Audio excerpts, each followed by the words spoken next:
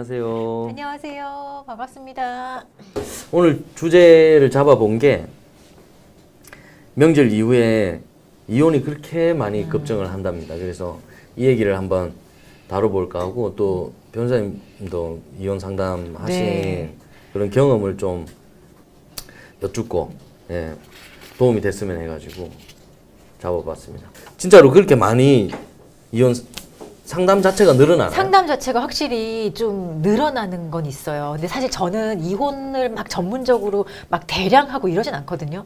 근데 실제로 주변에 이혼 전문 하시는 변호사님 얘기 들어봐도 명절 때, 명절 기간 중에도 이렇게 영업하시는 분들은 상담을 많이 해요, 실제로. 그리고 체감상 제 생각에는 해가 바뀌거나 명절이 지나거나 이러면 이혼을 적극적으로 고민해 보시는 분들이 많은 것 같아요. 해가 바뀌면 이렇게 결심하잖아요. 새해 결심하면서 원래는 묵혀뒀던 이혼을 해야겠다 이렇게 생각하시는 분도 되게 많은 것 같아요. 확실히. 그럼 해가 안 바뀌어야 되나요? 근데 약간 애매한 거죠. 11월, 12월에는 이제 연말이고 하니까 조금 뭐 참아볼까 이런 생각도 드는 거고 그때는 많이 안 하시는데 확실히 저는 그래요. 전 개인적 경험으로는 해가 바뀌면 좀 이혼같이 그 시기를 좀 봐야 되고 이런 것들 있죠. 그런 상담은 확실히 좀 늘어나는 것 같고 사실 명절 기간 중에도 상담을 그 기간에도 되게 많이 해요. 그때 영업하시는 분들은 가끔 뭐 전화 상담이나 아니면 주변에 뭐 건너 아시는 분이 너무 급하게 변호사랑 통화를 하고 싶다 이런 분들 계시잖아요. 그러면 급하게 뭐 전화 통화해보고 뭐 명절 이후에 언제 오시라 이렇게 얘기도 하고 진짜 많아요. 생각보다. 그러니까 우리 이혼율이 거의 한 30%에서 40% 되는 것 같더라고요. 우리나라가. 그러니까 한 해 혼인 건수랑 이혼 건수 비교해보면 40% 넘어요. 근데 물론 그 혼인한 사람이 다 이혼하는 건 아니기 때문에 이혼율이 좀 웃기긴 한데 통계가. 그래도 예를 들어 100건 정도 이혼 신고를 하면, 혼인 신고하면 40건에서 50건 사이는 이혼을 한다는 거죠. 그 해에. 그러니까 되게 많이 하는 거죠. 이혼이 뭐 요새는 뭐 그렇게 나쁜 것도 아니고 또 이렇게 저는 되게 좀 자기 삶에 있어서 이제 결별을 하고 새 삶을 찾는 차원에서는 되게 그게 되게 건강한 행위라고 생각이 들어요. 자기의 선택이니까. 네, 맞습니다. 근데 좀 아이가 있거나 이러면 참 힘들죠. 맞습니다. 아이가 제일 힘든 요인이라고 저는 느껴져요. 네네네. 뭐 말씀하신 부분에 적극 동의하고요. 그래도 이제 다 어쨌든 처음이잖아요. 이 결혼이라는 거를 그렇죠. 서로 만나서 연애할 때랑 다르잖아요. 2번, 3번 해보신 분도 계시잖아요. 그렇죠. 그분들은 좀 더 그래도 예를 들어 결혼을 막 5번, 6번 하고 이런 분들은 많이 없으니까 그래도 뭐 살면서 2번, 3번까지는 할 수 있어도 그렇게 많진 않죠. 근데 다들 결혼도 처음 해보고 피디님 말대로 처음 그러니까 하고 서툴고 같이 막 요새는 결혼도 늦게 하니까 그 익숙해졌던 나의 생활 습관을 상대하고도 맞춰야 되고 그게 되게 힘든 일인 것 같아요. 그리고 요즘은 또 어쨌든 본인의 삶에 대한 중요도 뭐 이런 것들 희생 이런 거 사실 맞아요. 말할 수 없잖아요. 그 세대가 많이 바뀌었고 저도 결혼을 일찍 한 편은 아닌데 근데 지금 생각해보면 지금 친구들에 비하면 일찍 한 건데 그때도 막 저희 친구들끼리 그랬어요.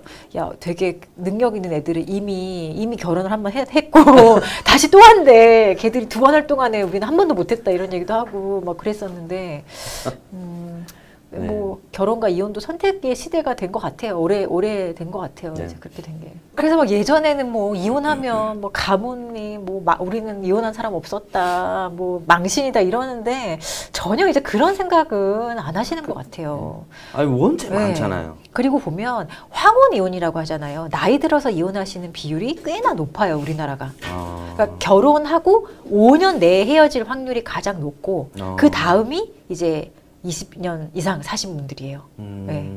그래서 애들이 다 클 때까지 기다렸다가 이제 이혼을 결심하시고 하시는 거고 경험상 소송을 해보면 황혼 이혼하시는 케이스가 제일 어려워요. 한치의 양보를 하지 않으시는. 그러면 혹시 변호사님도 그러면 명절 이후에 네, 상담 들어온 경험이 있으세요? 이번에 상담했어요. 이번에 상담했는데 그래서 안 그래도 저희가 요거 주제를 정해놓고 명절을 보냈잖아요. 네. 그래서 제가 여쭤보니까 그 명절에 아예 그냥 자기는 이번에 안 갔다. 가족 모임에 안 갔고 이제 이혼을 결심을 하고 진행을 해야 되는데 어떤 방법이 좋으냐 이런 상담 많이 하셨어요. 요렇게 주로 많이 물어보세요. 네, 그러니까 명절이 약간 뭔가 트리거 같은 그렇죠. 네, 계기가 되는 네네. 그런 요인은 분명히 우리나라에서 있는 것 같아요. 확실히. 그러면 명절 이후에 이혼을 하는 게 기사에도 보니까 그런 내용이 있던데 뭐 우리가 일반적으로 생각해도 그런 것 같아요. 그 전에 부부 갈등이 이미 있고, 네. 그러니까 명절 되면 또 시부모님 만나야 되고 뭐 이러저런 이제 서로 안 좋은 감정이 있는데 네. 가서 설거지도 해야 되고 이러다 보니까 그 감정이 폭발하는 해서 그러니까요. 다툼이 커지는 거 아닌가? 설거지 뭐 이제 식기세척기 이런 거 하면 좋은데 그죠? 네. 전도 붙여야 되고. 네. 아니 근데 이제 내가 아유. 남편 뭐 아내 남편 그렇죠? 뭐 아직은 기준이 다 시댁 쪽이니까 남편한테 안 좋은 감정이 있는데 시댁 식구들 보고 뭐 또 맞춰야 되고 이러면 감정이 더 안 좋아지잖아요. 그렇죠. 근데 뭐 남편이 예쁘면 그렇죠. 뭐 참을 수 있겠죠. 근데 별로 예쁜 것도 없고 네. 가족도 막 괴롭히면 진짜 살인 충동이 일어날 수도 있겠죠. 그냥 아예 그냥 마음속으로 그럴 수도 있다라는 거고 그런 분들도 많으시고 그러니까 조율이 안 되기 때문에 결국 이혼을 하는 거잖아요. 결심을 하시는 것 같아요. 그리고 이게 명절 이런 거 그냥 내가 뭐 그 처가든 시가든 어쨌든 평소에는 가도 남편분 처가 안 가시나 보네. 아니, 거의 뭐 처가에 전적으로 지금 올인하세요? 도움을 많이 받아서 처가에 간다, 뭐 시가에 간다 이런 게 그냥 일반적인 날 가는 거랑 맞아요. 그날 가야 한다라는 그 느낌이 다르죠. 좀 다른 것 같아요. 네. 확실히. 그냥 똑같은 날 똑같은 일을 하러 가도 왠지 명절에 가고 더 많은 사람을 만나고 교류가 없는 뭐 친척들 그날 만나고 이런 게 되게 지금 사람들이 힘든 것 같아요. 그러니까 예전엔 자연스러운 걸 수도 있었는데 이제는 되게 어려운 일이 된 것 같고 거기서 이제 스트레스가 이렇게 스멀스멀 올라오는 것 같아요. 네. 명절에 그러면 명절 이후에 이혼 상담하고 하면 그 이유로 드는 거는 뭐가 제일 많아요? 근데 이게 일회성 어떤 이벤트가 있어서 이혼하겠다는 사람은 사실 거의 없어요. 그냥 다 쌓여왔던 오랫동안 거죠? 축적되었던 게 이제는 이제 못 참겠다, 이혼을 결심하겠다 이런 분들이 대부분이에요. 그래서 뭐 이전에 뭐 가정 폭력이 있었다거나 뭐 신고했던 이력이 있거나 뭐 예전에 이랬는데 뭐 각서를 썼는데 안 지켰다 뭐 이런 식으로 갑자기 명절 때 어떤 사유가 있어서 이혼한다 이런 거는 사실 거의 그죠, 없고 사실. 쌓여왔던 게 축적되다 보니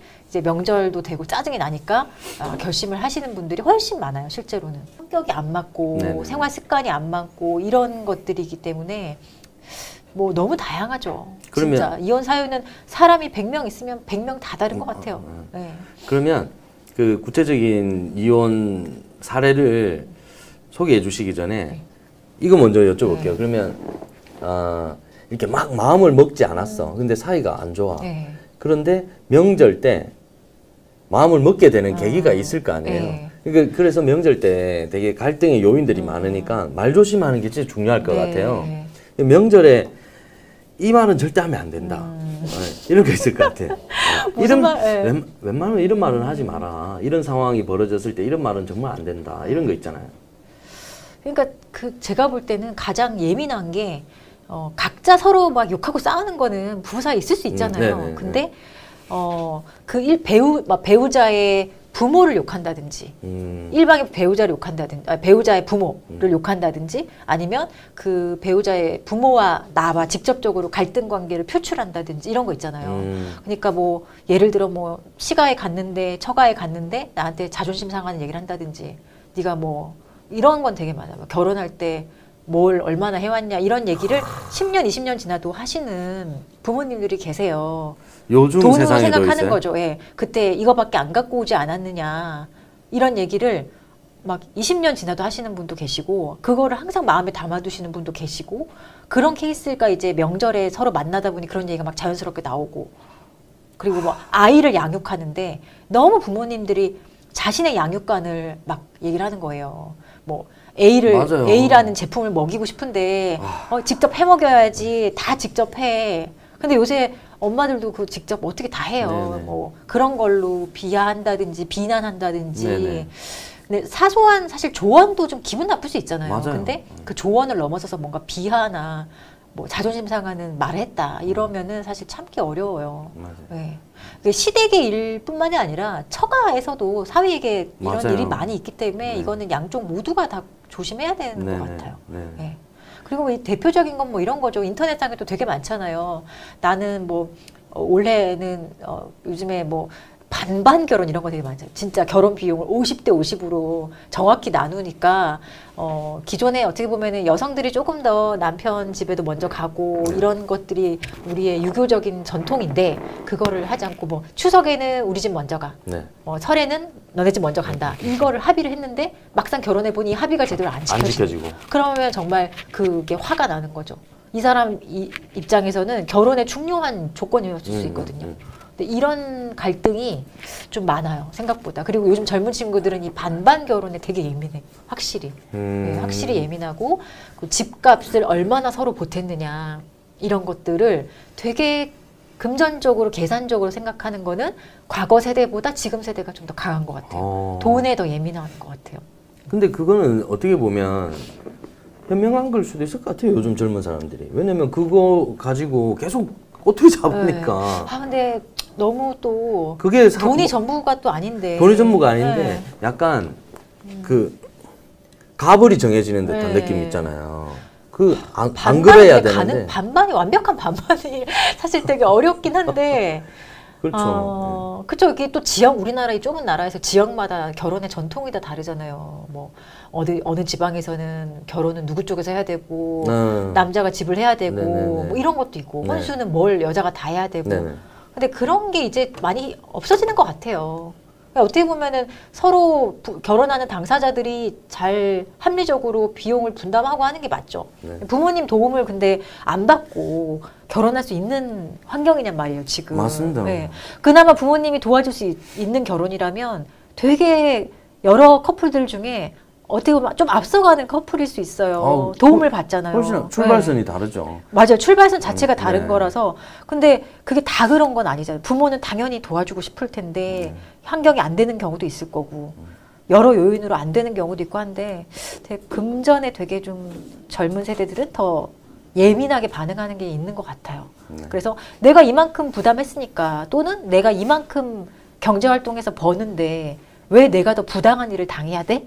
라고 생각을 많이 하는 거죠. 근데 그게 쌓이다 보면 이렇게 이혼으로 자연스럽게 연결되는 것 같아요. 근데 이혼 상담을 해보면 네.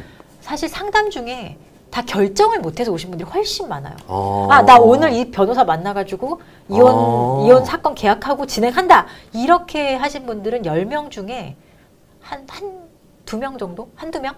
나머지는 저 어떻게 해야 되죠? 라고 마음의 결정을 못해서 변호사 상담을 하는 분들이 사실 훨씬 많아요. 네. 이제 내가 이런 상황에 처해졌는데 네. 그렇죠. 사실 무섭죠. 그렇죠. 무서워요. 재산도 어떻게 나눠지는지 네. 모르겠고 소송 어떻게 해야 되는지 모르겠고 이런 여러 개 어려움들이 많잖아요. 그러니까 여전히 그 일말의 여지는 가지고 그래서 오시는 분들이. 보면 저는 일단 그래도 이렇게 정보를 얻으시고 여지가 있으면 돌아가서 더 잘 한번 노력해 보시라는 얘기도 많이 해요. 실제로 오늘 결정하지 마시고 그리고 제가 봤을 때 아직 이혼을 결심한 건 아니신 것 같아요. 이러면 되게 막 다들 맞아요 이러면서 속내를 막 얘기를 하셔요.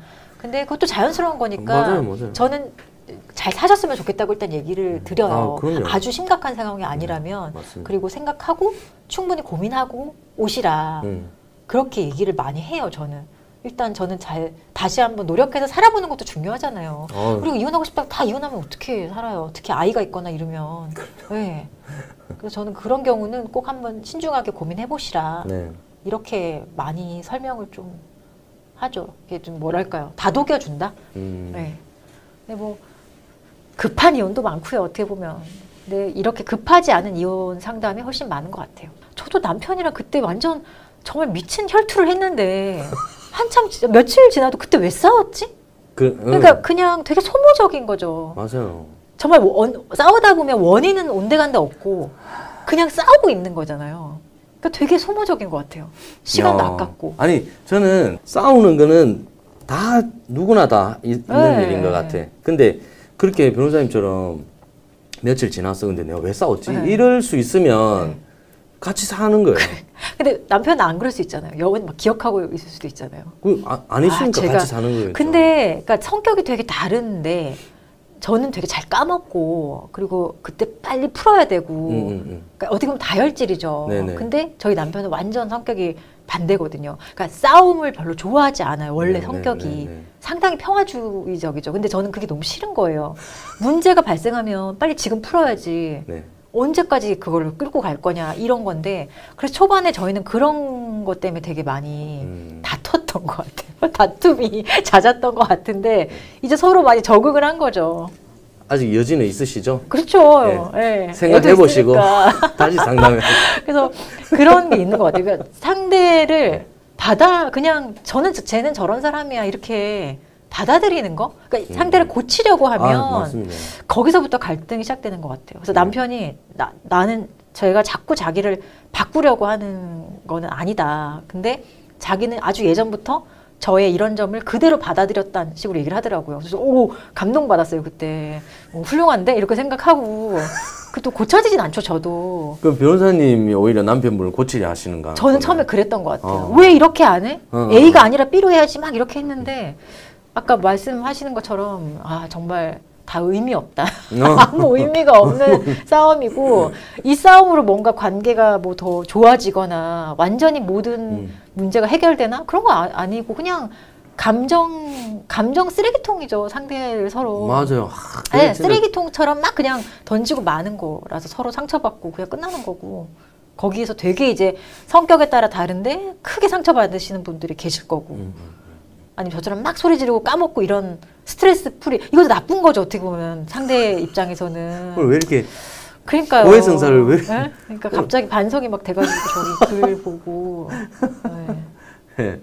아니 그런 것 같아요. 다 뭐 이게 사람마다 성격이 그러니까 싸우고 이렇게 해서 좀 안 남으면 좋은데. 그러니까 그래서 싸울 때 이게 되게 자존심 상하는 말 이런 거 안 해야 되는 것 같아요. 그러니까 좀 인신공격적인 발언. 네. 근데 그런 말 안 하고 싸우기 되게 어려운 거 아니에요? 그렇죠. 네, 저는 되게 어렵던데. 아니 가족 건들면 안 되고. 그러니까 맞아. 가족 건드리면 안 되고 선이 있는데 네. 그 선을 이제 다 넘으니까. 저도 넘으니까. 넘지 마시라고. 남편분 너무 좋으신 분이시네. 남편 참 좀 착한 편이에요. 근데 저랑 살면서 성격이 좀 많이 와일드해졌어요? 네, 그래서 좋은 건지 나쁜 건지 잘 모르겠어요. 네. 그냥 저 사람은 저런 사람이다. 이걸 받아들여야 되는데 그게 되느냐 안 되느냐가 결혼을 유지하느냐 안 하느냐와 사실 똑같은 것 같아요.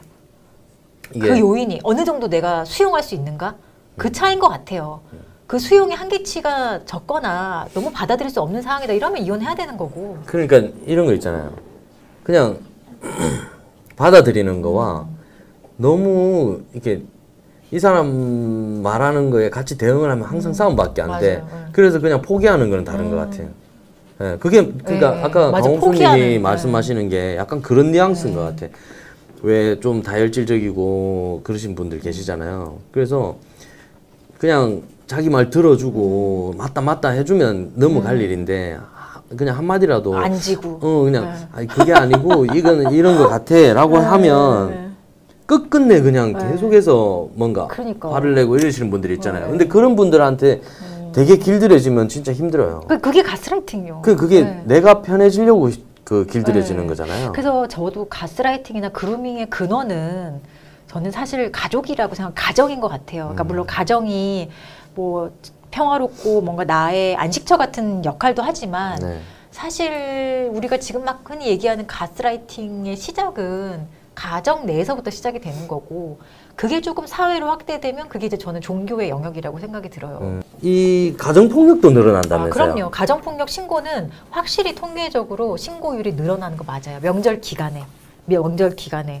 보면 설 추석 직후에 이혼 건수도 늘어나고 저희 통계 있지 않나요? 가정폭력 건수도 평소 대비 한 1.5배? 네. 가끔 2배 정도? 그게 거의 50% 늘어나요. 네, 50% 늘어나요. 네. 네. 야, 왜냐하면 이게 좀 심각해. 다 모여 있으니까 네. 폭력이. 그러니까 이게 단순히 마음에 안 맞아서 이혼하고 이런 정도는 사실 평화로운 걸 수도 있어요.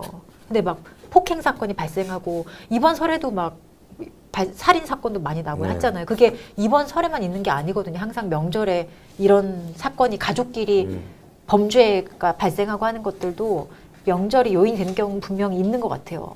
오랫동안 축적된 통계예요. 이거는 네. 실제로. 설 연휴에 이혼이 늘어난다. 왜 이혼할까? 막 이혼했던 저기 사례들 막 사실 이거 다 비슷한 얘기고 네. 다 뻔한 얘기고 갑자기 이런 생각이 들었어요. 왜 그러면 어떻게 해야 잘 살 수 있을까? 차라리 어떻게 하면 좀 네. 기분 좋은 얘기를 잘 살 수 해야지. 있을까? 변호사님 저는 되게 보면 결혼 생활에 취약한 분들을 보면 확실히 자기를 잘 모르시는 분들, 내가 어떤 사람인지 잘 모르는 거예요. 모르는 상태에서 결혼을 그냥 했어요. 근데 그런 상태에서 중심 없이 결혼을 하다 보면 내가 누군지 모르게 되는 거예요, 결국에. 아까 계속 뭐 남편한테 맞춰주거나 이런 것들도 네네네네. 그게 건강한 관계가 아니잖아요. 그렇죠, 그렇죠. 그러니까 그 가짜 평화예요. 겉으로는 싸움이 없고 다툼이 없고 언성이 높아지는 일이 없지만 그 내면을 들여다보면 그게 정말 평화로운 상태냐. 완전 한쪽은 썩어 문드러지는 거고 일방도 정상적이진 않잖아요. 그러니까 결국에 나를 잘 알아야 되고 나 스스로를 좀 사랑해줘야지 다른 사람도 사랑할 수 있는 여유가 맞아요. 생기는 것 같아요. 근데 그게 안 되면 사실 정말 누구랑 같이 사는 것 자체가 되게 취약한 것 같아요. 근데 결국에 결혼하기 전에 내가 충분히 결혼할 수 있는 사람인가? 그러니까 성숙해야 네. 된다는 얘기잖아요. 네. 그 본인이 성숙해야 사실은 상대도 성숙한 사람을 만날 수 있고. 맞아요. 예. 사실은 진짜 중요한 얘기이신 것 같은데 결국은 항상 상대한테 원인 제공을 얘기를 하잖아요. 네. 근데 가만히 생각해 보면 자기가 문제인 걸 수 굉장히 네. 많을 것 같아요. 그게 뭐 내 탓을 하라는 얘기가 아니라 네네네. 결국 상대와의 문제는 나의 문제에서부터 비롯되는 맞습니다. 게 많더라고요. 왜냐하면 다 이 사람이 나를 대하는 방식이나 태도도 다 상대적인 거잖아요. 맞아요. 이 사람이 나 아닌 다른 사람한테 항상 똑같은 사람이다. 그럼 정말 이 사람은 문제가 있는 거죠. 하지만 그렇지 않은 경우가 대부분이거든요. 네. 우리가 사회생활을 하다 보면 제가 이런 얘기들 가끔씩 하거든요. 뭐 후배나 이렇게 얘기하다가 혹시 이제 내가 이 조직 생활에서 적응이 안 돼. 그래서 이제 힘들잖아요. 네. 그러면 다른 조직 가도 똑같은 사람들이 항상 너 주위에는 그런 사람이 항상 있을 거야. 네. 그거는 뭐냐? 당신의 잘못인 거거든요. 항상 그런 상대의 태도를 유발하는 나의 어떤 문제가 있다라는 얘기잖아요. 그래서 그런 생각도 다 맞아. 비슷한 것 같아요. 나를 먼저 들여다보는 게 네네네. 되게 중요한 것 같아요. 네네. 그리고 상대를 좀 어느 정도 받아들일 준비가 돼야 되는 맞습니다. 건데 또 어떤 사람은 그래요. 이게 저 사람은 누구랑 살아도 다 잘 맞춰서 잘 살겠다 싶은 사람이 있어요. 맞아요. 네. 근데 또 어떤 사람은 저 사람은 진짜 결혼하면 안 되는데 이런 사람이 있고 네. 내가 어디에 속하는 유형인가 이 극단적인 두 케이스에서 그러면 진짜 고민스러운 것 같아. 막 못 참고 절대 질 수 없고 네네. 이런 성격이면 되게 어렵죠. 힘들어요. 네. 저기 구독자님들께서 혹시 이번 명절에 뭐 좀 어려운 일을 부당한 겪었다거나 일을 당하신 분들. 부당한 일을 당했다 내가 지금 이혼해야 되냐 네. 이 남편이 이렇게 하는 게 맞느냐 부인이 이렇게 하는 게 맞느냐라는 거 혹시 있으시면 한번 써봐 주십시오. 네. 그러면 그 변호사님이 실제로 여기서 우리 바로 얘기해 드릴게요. 부당한 대우라고 얘기하거든요. 배우자로부터의 부당한 대우, 배우자의 직계 존속, 부모님한테 네. 받은 부당한 대우. 뭐 많겠죠. 근데 하여튼 진짜 명절 거는 진짜 계속 명절만 되면 이벤트성 기사로 나는 거 봐도 뭐 가정폭력 44.9% 급증, 네. 이혼율 30% 30% 이상 증가. 네. 이거는 항상 우리가 가지고 있는 변치 않는 통계인 것 같아요. 명절 문화가 사라지지 않는 한 계속 될 것 같아요, 앞으로도. 네. 명절이 좀 피곤한 거죠, 이게. 어떻게 보면. 이혼 사유 꽁꽁 문자 저거 명절 다툼. 저도 봤어요. 저 기사. 짱구님 얘기해 주시는 기사. 명절 관습 중 가장 시급하게 대리효도. 개선돼야 하는 거. 대리효도. 대리효도. 그렇죠. 저 말이 참 슬프다. 갑질. 시부모의 갑질. 여성 중심 준비. 과도한 음식 장만. 남성들은 이제 막 예를 들어 복잡한 의례라고 하는 건 제사 남자들은 지낼 때 뭐 몇 시에 지내냐, 상을 어떻게 하냐, 음식 배치를 어떻게 하냐, 나가서 누가 뭘 할 거냐 이런 거 그냥 쓸데없는 것 같아요. 제사는 진짜 뭐 차례나 제사 이런 거 뭐 저기 종갓집에서 대대로 지내시는 분들 보면 정말 간소하잖아요. 차 이렇게 놓고 추석 때 같은 그렇게만 딱 하고 다과 정도인데. 근데 이거 보면 여성분들은 효도, 대리효도. 대리효도, 시부모의 갑질, 여성 중심주의 이게 다 대리효도가 없네 남성분들은 아예 순위에 예, 과도한 음식장만 이런 것들이 다 어떤 좀 처부모의 갑질, 아니 좀 시부모의 갑질 이게 좀 약간 그 우리가 그동안 겪어왔던 그런 문제들이거든요. 어떤 여성으로서 살아가기 때문에 겪어야 되는 그런 거 있잖아요. 근데 남성들은 보면 복잡한 의례야 이게 그 부부 간의 문제가 아니야 그냥 복잡한 의례. 그러니까 이 질문 자체가 명절 간섭 중 가장 시급하게 개선돼야 하는 점이라는 거를 물어봤을 때 여성은 어떤 자기 입장 근데 남성은 그냥 명절에 명절 관습 중에 이게 좀 불편해. 의례가 좀 너무 뭔가 복잡하다. 의례가 복잡하도 음식 장만이 너무 많아. 왜냐면 자기가 하지도 않으면서. 의례 행하시는 분들은 여성들이 없으니까요. 남성 위주로 하잖아요. 그다음에 이제 세 번째 가서 여성들이 좀 일을 많이 해. 이런 얘기가 있어요. 18.2%.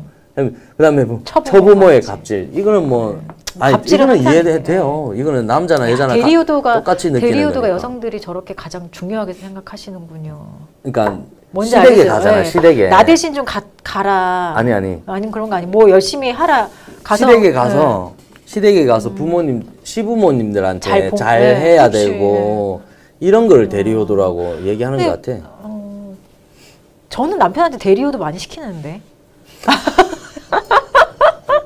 아니 근데 남편은 저한테 잘 안 시켜요 그런 거. 네.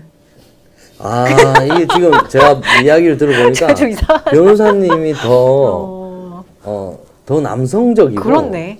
전 대리효도 왜냐면 결혼했으니까 우리 부모님이랑 잘 지내라 뭐 이런 취지인데. 와, 이게 되게 위험한 발언. 그래요? 그럼 제가 진짜 그렇네요. 남자분 아니 그 여성분들이. 근데 남편은 진짜 생각해보니까 저 안 그런 것 같아요. 뭐 일이 있어도 자기가 알아서 하고. 그 여성분들이 그게 힘들다는 거잖아요. 왜 내가 그렇네요. 남자들이 다 그러잖아요. 네. 이제 결혼했으니까 우리 부모님한테 좀 잘 챙겨줘. 맞아요. 이게 대리효도잖아요.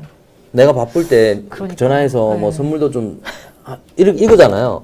근데 지금 변호사님 남편분한테 그게 되게 싫다고 하는데 변호사님은 그래서 남편 보고 있으면 어떡하지? 아니 뭐안 보시는 것 같은데 저한테 그렇네요. 네. 아니 근데 대리효도 문제는 사실은 그냥 제가 공감 못하진 않고 저런 걸 호소하시는 분들이 많긴 해요 실제로. 그러니까 각자 알아서 자기 부모님한테 잘하면 문제가 없는데 자꾸 일방한테 그걸 진짜 대신해서 해달라는 걸 요구하는 거죠. 그거는 진짜 아닌 것 같아요. 왜 저기 내 근데 부모한테 결혼 자체를 효도의 하나로 생각하시고 하시는 분도 되게 많아요. 아직도 네, 왜냐하면 세상에 꼭 결혼을 해야 되는 거죠. 사실 안 해도 되는데 우리 부모님이 꼭 하길 바란다.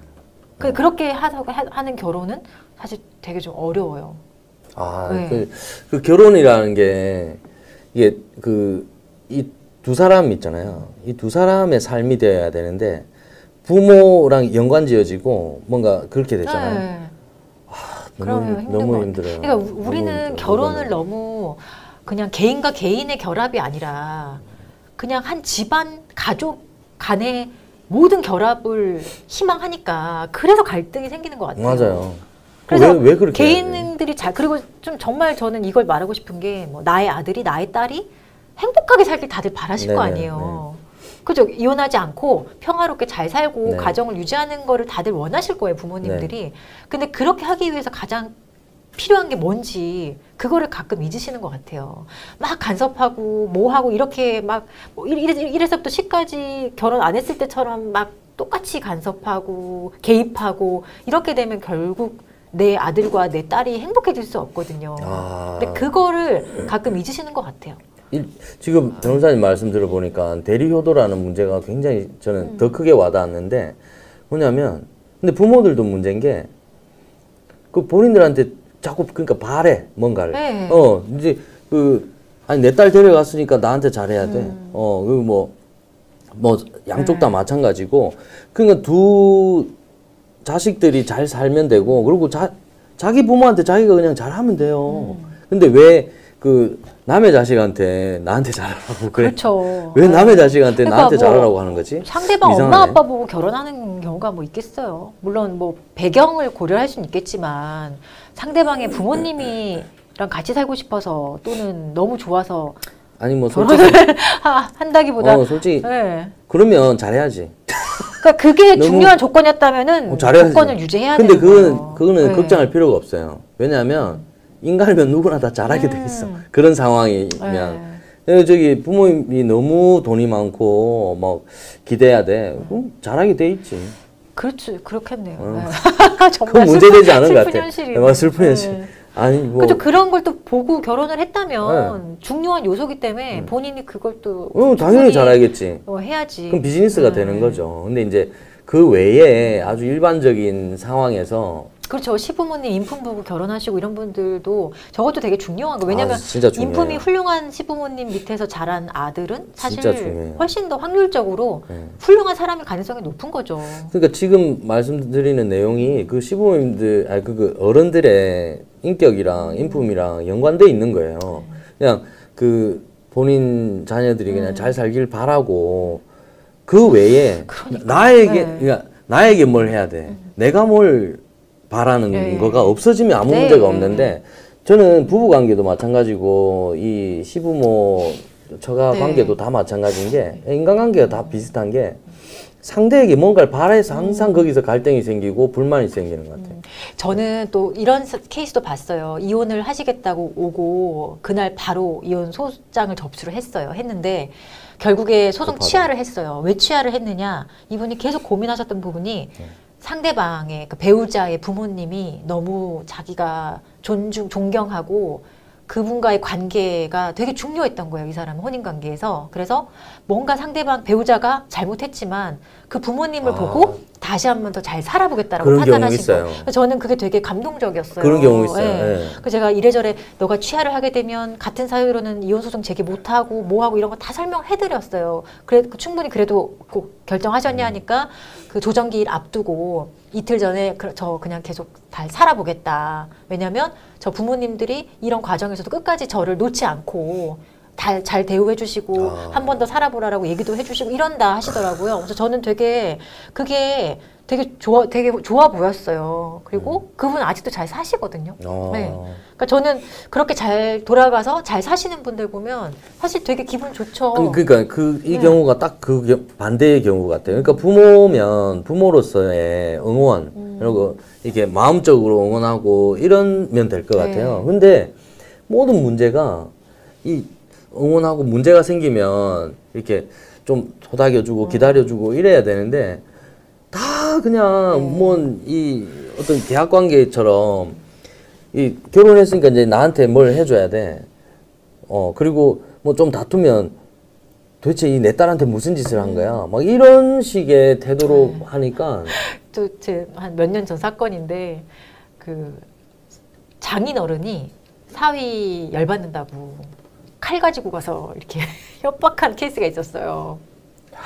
그리고 대단하다. 직접 이제 장인어른이 혼자 찾아와서 딸을 이혼시켜 달라 그런 상담이 있었거든요. 근데 이런 케이스가 몇 건 있었어요. 근데 실제로 어떤 분은 칼 들고 협박한 케이스도 있었고 어떤 케이스는 진짜 사위를 엎드려 놓고 그 야구 방망이 같은 걸로 엄청 구타하신 분도 계시고 되게 저는 와 되게 놀랍다 이게 그게 근데 뭐 예를 들어 이게 오히려 사위니까 남자니까 그렇게 옛날 아버지들이 때릴 수 있다라고 생각하시는 분도 계시는 것 같아요. 근데 시어머니가 며느리를 막 폭행하거나 이런 얘기는 또 흔하진 않잖아요. 네, 근데 또 이상하게 또 사위는 때려도 돼. 그게 우리가 진정한 관계를 맺을 수 있는 그렇게 진정한 가족으로 가는 길이야. 이렇게 폭력적으로 생각하시는 분 되게 많아요. 근데 이혼했어요? 결국? 한 건은 이혼 안 했고 완전 구타 심했던 건 이혼 안 했어요.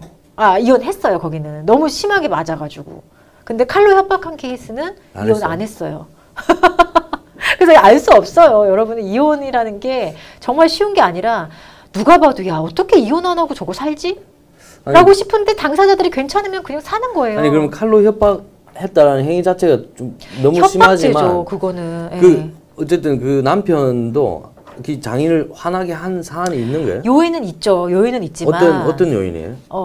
그냥 좀 뭐 자세하게 말하긴 어렵고 좀 이렇게 성실하게 결혼 생활을 임하지 않았다는 거죠. 뭐 외박이 잦았다거나 그러니까 딸을 조금 짜증나게 했죠. 자기 딸을. 근데 그렇다고 제가 볼 때는 칼 가지고 가서 협박할 정도는 아니었어요, 사실은. 그게 왜냐하면 부부 당사자끼리 해결할 수 있는 문제였단 말이에요. 근데 거기에 아버지가 그렇게 개입을 하고 막 칼 가지고 들이대고 막 협박을 하니까 이 사위도 딸하고 회복할 수 있는 시간이나 기회를 완전 상실한 거거든요. 그게 아버지가 내 딸을 위해서 하는 행동이라고 하지만 결국에는 좋지 않죠, 그거는. 생각이 많아지죠. 네. 되게 케이스는 진짜 너무 다양한 것 같아요. 이혼은 진짜 저는 이혼 사건 하면 되게 힘들어요, 제가. 그래서 보면 저는 주로 이혼 사건 다루는 게 주변의 지인들 이혼을 많이 시켜줬어요. 네, 근데 정말 열심히 하죠. 내가 아는 사람들이고 하고 아는 사람의 또 친구다 이러면 한 사람이 잘 되면 계속 또 이게 연결해서 오잖아요.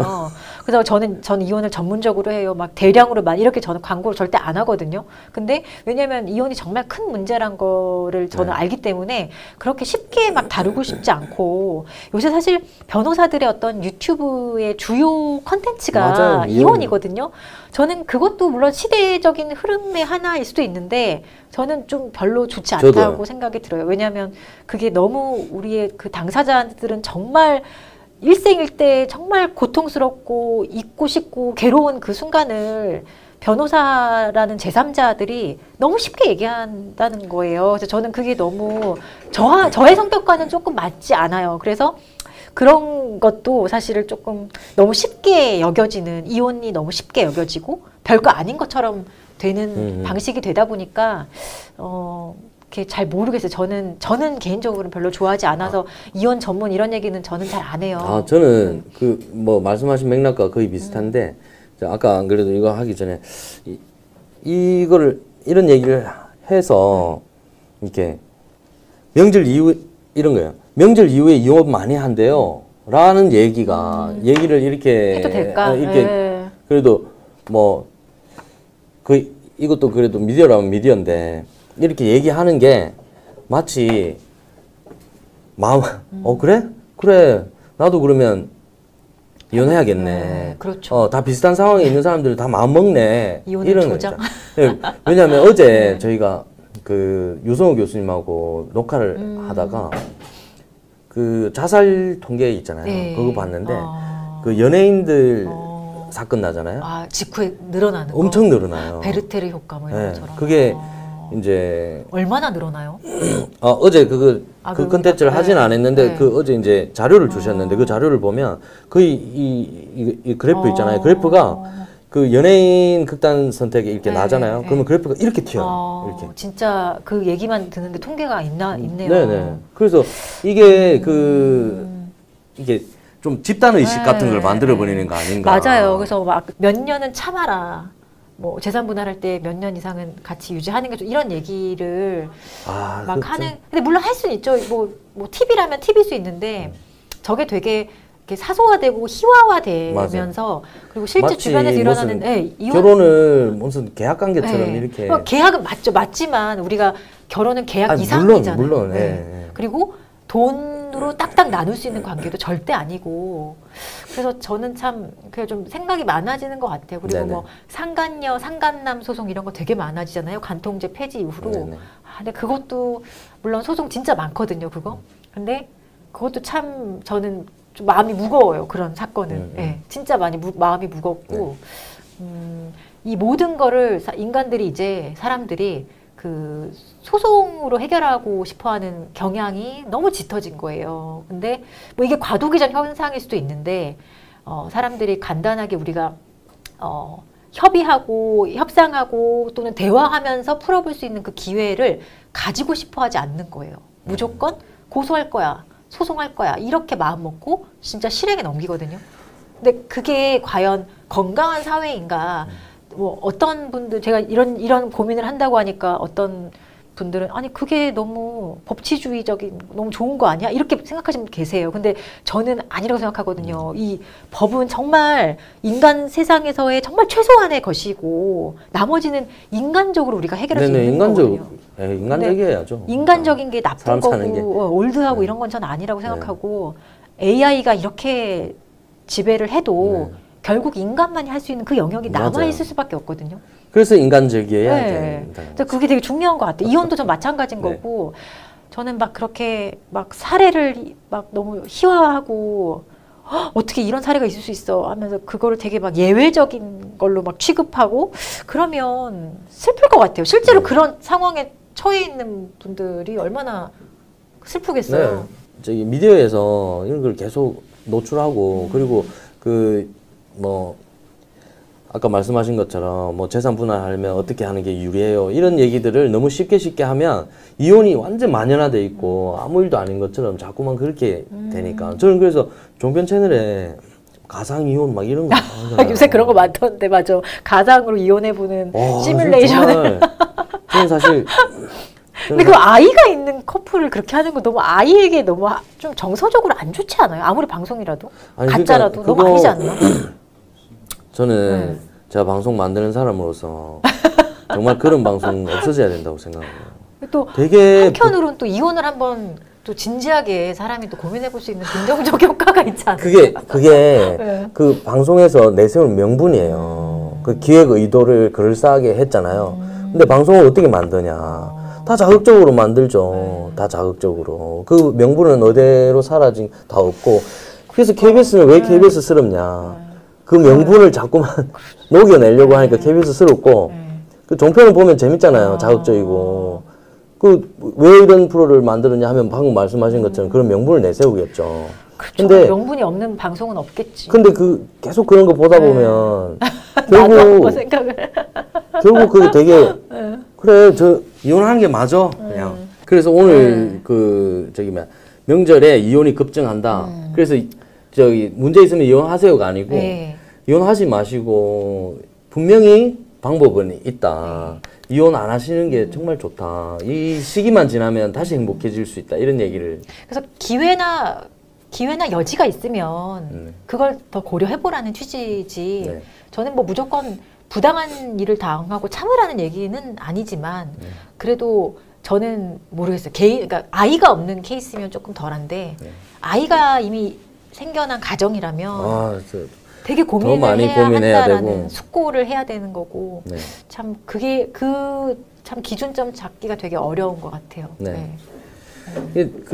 사실 변호사님하고 얘기 이렇게 나누면 여기 조회수 좀 안 나올 것 같긴 해요. 맞아요. 제가 봐도 그래요. 아니 이게 막 자극적인 얘기 막 흥미롭고 자극적인 얘기가 하는 게 아니라 맨날 이렇게 어떻게 하면 좀 얘기하다 보면 그냥 쓸데없는 수다 긋고 이래가지고. 그러니까 근데 저는 제가 말을 너무 따뜻한 거 안 좋아하시더라고. 했던 케이스를 막 사례를 얘기하면 사실 저는 개인적으로 부채의식이라고 해야 되나?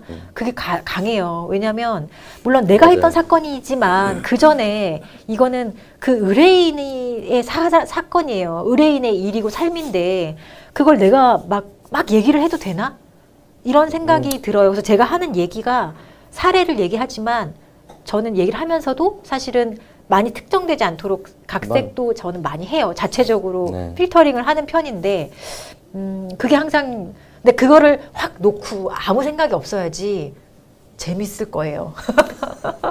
근데 좀 재미의 기준이 저는 좀 달라졌으면 좋겠어요. 네네네. 어쨌든 자기가 책임지고 내가 하는 거에 따라서 나 이외의 모든 사람들은 다 상대적이다. 내가 어떻게 하느냐에 따라서 이 사람들의 태도나 행동이 결정된다라고 이렇게 저는 평소에 좀 생각하는 편인데 그런 생각들을 많이 가지시면 좀 다툼이나 갈등이 좀 많이 해소되지 않을까. 맞습니다. 명절 스트레스를 좀 풀었다 생각하시고 1시간 동안. 네. 네. 아니 이게 그 가까운 사람들끼리 갈등이 많이 생기잖아요. 그게 조금 전에 제가 말씀드렸던 그런 이유 때문인 것 같아요. 네. 네, 서로 편하니까 야, 너와 나 사이에는 이렇게 해야 되는 거 아니야? 이 정도는 괜찮은 거 아니야? 라는 생각이 굉장히 맞네요. 네. 우리 남편분하고 남편분하고 남편분 너무 대리효도 시키지 마시고요. 네, 아유, 네, 반성하겠습니다. 그 어떤 뭐 혹시 다뤄주고 싶은 주제가 있으시고 꼭 필요하면 네. 예, 또 올려주시고 하면 아, 네네. 저희가 적극 고려하겠습니다. 네. 예. 그 혹시 뭐 이렇게 듣고 싶은 이야기라든지 네. 뭐 궁금한 사안 있잖아요. 그리고 뭐 법률적으로라든지 아니면 그 변호사의 세계가 궁금하다. 아니면 뭐 어떤 사건의 판결에 대해서 궁금하다. 뭐 이혼 판결을 실제로 뭐 보고 싶다. 네. 뭐 공개된 판결문 보여드리면 되니까 뭐 이혼 절차가 더 궁금하다. 이런 게 있으면 네. 더 하셔도. 네, 그러면 그 올려주시면 변호사님께서 뭐 다 설명해 주실 거니까요. 네. 뭐 해결하겠습니다. 민원 해결 많이 올려주십시오. 네. 감사합니다. 감사합니다. 감사합니다. 한 주 잘 보내십시오. 네.